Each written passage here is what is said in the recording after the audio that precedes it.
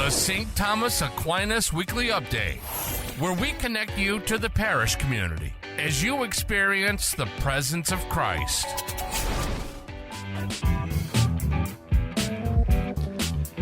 Hey, what's up, and welcome to the St. Thomas Aquinas Weekly Update, week of August the 18th. I'm Brandon Barker, and I'm joined with Leilani Freitas, Evan Swindle, and Isabel Keith. What's happening?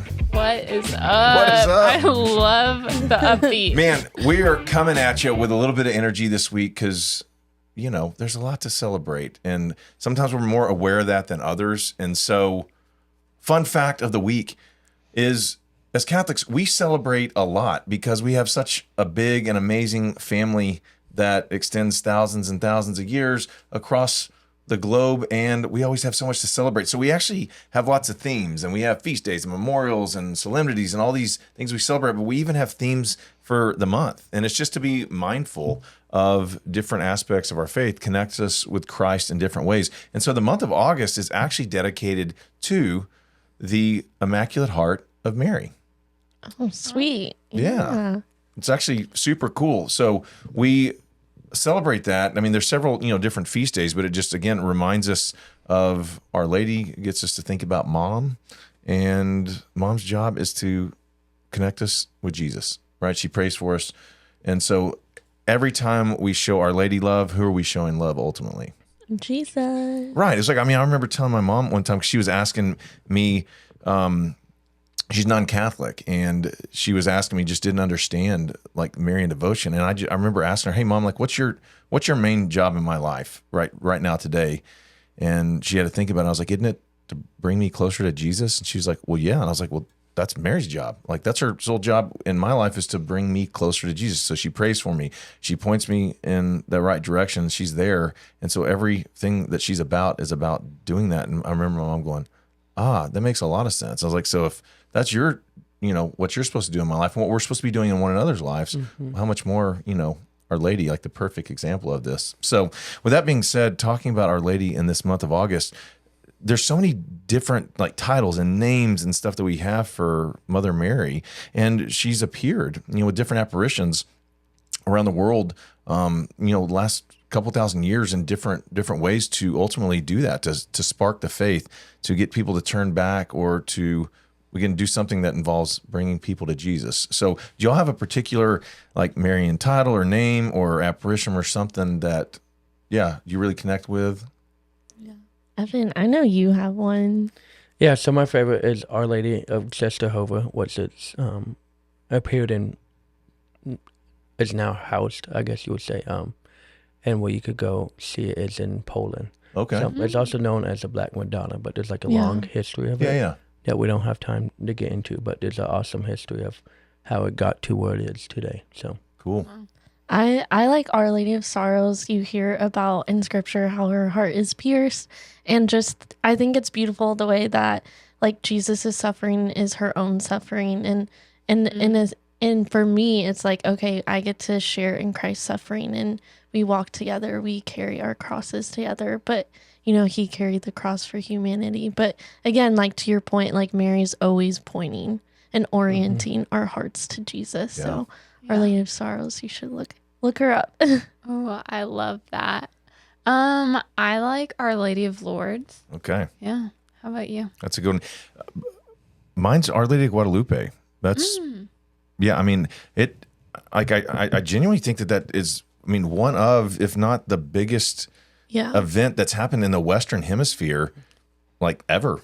As far as, events that, just the culture and like Christianity in the Western Hemisphere, it's completely been transformed by the apparition of Our Lady of Guadalupe. And so I didn't realize, I thought it was just, again, a localized thing, and didn't realize how big of an impact, not only did it have then, it was around the same time around the Protestant Reformation, when like millions of people are, leaving the Catholic Church. And then in the Western Hemisphere, after Our Lady of Guadalupe, millions of people that are coming to the faith through this apparition. So it's like the one that you said, Our Lady of Czestochowa, is that right? I don't know a ton about that, and so there's always, we were talking about this off cameras, how many things, being Catholic for however long, and there's just so much that we don't know, and there's always different ways that we can grow in our faith and new things that we learn, and it's just we'll spend our whole life trying to grow closer to Christ and His church, and like we'll never exhaust it, which is pretty awesome. You know, Yeah. it is beautiful. recently Really cool. that there's one in Wisconsin called Our Lady of Champions, Okay. and I'm just putting it out there to look it up. It's not Approved yet? like 100% approved. It is Oh. within the diocese and stuff like that, but I'm more saying it as you're saying, like continue to learn and grow. Yeah. So Yeah. just look it up. It's pretty cool. That's neat. That's really cool. and And it's in the States. yeah, that is really, really cool. Going off of what you said, Yeah. I know not a lot of my friends knew this when I told them, but the shrine downtown is a national shrine of Our Lady of Guadalupe now, which Yeah. is really awesome. It made the news a while ago, and I remember it like totally blew up. So I thought that was cool that we could get some attention there. But now, like, people are making pilgrimages to downtown Dallas. Our cathedral. That's Yeah. cool. So Way to go. Our Lady coming through. Mhm. Okay. So Always. this week, St. Thomas Aquinas, what are some highlights that are going on here at the parish? So I'll get us started. I just want to talk about daily mass for this week. So on Tuesday, we have the 6:15 p.m. mass. Wednesday, we have the noon mass. Thursday, we have the 8 a.m. mass. And Friday, we have an 8 a.m. mass as well. And then for Saturday masses, we have the 4 p.m. vigil, which leads into Sunday. So Sunday, we begin the day with a 7:30 a.m. mass, a 9 a.m. mass, an 11 a.m. mass, 1 p.m. mass, 5 p.m. mass, and 7:30 p.m. mass. So we really have masses at all time of the day We love for you Mass on here at St. Sunday. Thomas Yeah. Aquinas. Yeah, It's who we we just are and what want we to do. celebrate with you. Right. Question: So we have hope you to been see to you there. all of them in one weekend? No, I'm kidding. I'm I kidding. have not. You know what? There was, it was maybe the first, second year that I was here, and we were, making some announcements, and it was one of those, the team Oh. wasn't the size it is now. And so it was one of those, So you did make it to every single mass. It's a long day, but beautiful. awesome. Yeah. It was. Yeah. What else do we have, guys? If you need the sacrament of confession, you can join us on Tuesdays in the morning, Thursday afternoon. It'll start at 5 and go until 6. And then Saturday afternoon, we will have that available 2:30 to 3:30. And then this week, we are celebrating the feast day of St. Bartholomew. The only thing I know about him is that he was an apostle. Which is cool. Like, he was right there with Jesus. Like, that's pretty legit. But yeah, so his feast day is August 24th. And then in terms of the events of this week, Our Lady Altar Society, they have their monthly meeting in St. Anne's Hall, and that is at 11:30 a.m. and that is on Thursday, August the 20th. So that's what we have this week at St. Thomas, but we want to highlight a ministry, but I'm going to let Evan do that. Alrighty. Take the honor. So, breaking news, if you haven't read the bulletin in the last few weeks, that RCIA is now called OCIA. OCIA. Oh, CIA. CIA. So, Okay. with that being said, it's Order of Christian, not Rite. So, Order of Christian Initiation for adults, Yes. not Rite. If you call it RCIA, we love you still. But in all seriousness, if you know anybody that needs to or wants to inquire about entering into the Catholic Church, or may have been adult that may have been missing any sacraments, now is the time to get them connected with Deacon Tony Campisi, because signups and the classes start September 5th. And I know they go through like a process before class starts. Last session, they had tons of people, which was beautiful seeing them at the Yeah. Easter Vigil and stuff like that. So it's almost like a whole year-long class. But now is the time. I know they get a lot of inquiries all year long about this. So that's why I think it's so important if you inquire now, so you could be set up for success. Call the office or email Deacon Tony at OCIA contact at stadallas.org, not RCIA.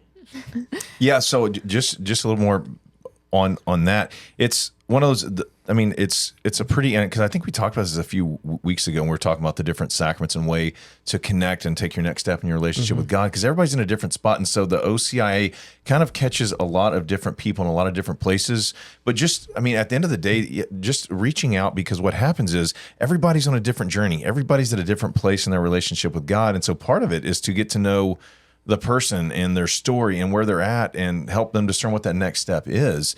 And so again, with OCIA, that's weird calling it OCIA, but that's what we're going to do, because that's what it is now. OCIA is just that process of walking and growing in our faith with community and other people that have been, Catholic for a while, and just having, mentor and friends, and just, again, it being a process, something that I went through, 15 years ago, but it looked different for me than it may look for someone else because the situation was different. But I mean, so that's the ideal, is to go ahead and reach out now. Just even if you have questions, it doesn't mean just because you do that you say, oh, I want to be Catholic tomorrow. It's a process and it's a discernment. And so just even having questions, just out of curiosity to do so. But what happens if someone looks up in 6 months and they're like, oh, well, do I have to wait until next September? The answer is no, right? And so we have certain things that have stops and starts, but at the end of the day, if there is someone that is ready to take their next step in their relationship with God, man, I mean, we are here to talk, to pray, to connect, and to figure out what that next step is. So there are certain things that are inside the box, there are certain things that operate outside the box, and we work and connect and are here to serve inside the boxers, outside the boxers, whatever. Or connect the boxes, whatever it is, that's what we do. So I just wanted to, do y'all have any other comments on that? No, I think it's just a beautiful ministry because everyone is seeking the same thing, and they're all seeking knowledge and truth, and you can do that in a community setting, and it's just beautiful to see. So, and Kim and Tony do an amazing job running it. So it's a great class. Yeah, nonetheless, it's worth just calling Deacon Tony and Kim just to chat it up, have a chat. They are great. I mean, we're just very thankful and grateful to have so many just amazing people that God has sent us. So go Deacon Tony and Kim and the team and the OCIA team. They got a great team. So anyway, super thankful for them. I think that's, and we're going to make this a quick one this week, because if not, then we're going to keep talking, because we actually enjoy talking with one another off camera. And so we realize that we are, we're pals, which is good. But St. Thomas Aquinas family, remember that we are walking with every person that we encounter to experience the presence of Christ. And we're experiencing Christ through others, and we're also, they experience Christ through us. So just remember that we're doing one day, one step at a time. The goal is to become saints, to live forever and ever and ever with the communion of the saints, and just spend eternity doing what we were created to do, and that's to be in a right relationship with God forever. So, we're praying for you all. We ask for your prayers, and until next week, we will see you. Again, St. Thomas Aquinas Weekly Update. I'm Brandon Barker, Leilani Freitas, Evan Swindle, and Isabel Keith coming at you. All right, we'll see you next week. Godspeed. You've been listening to the St. Thomas Aquinas Weekly Update. We hope you've enjoyed the show. We'll be back soon. But in the meantime, reach out to us on Facebook and Instagram at STA Dallas, and visit the website at www.stadallas.org.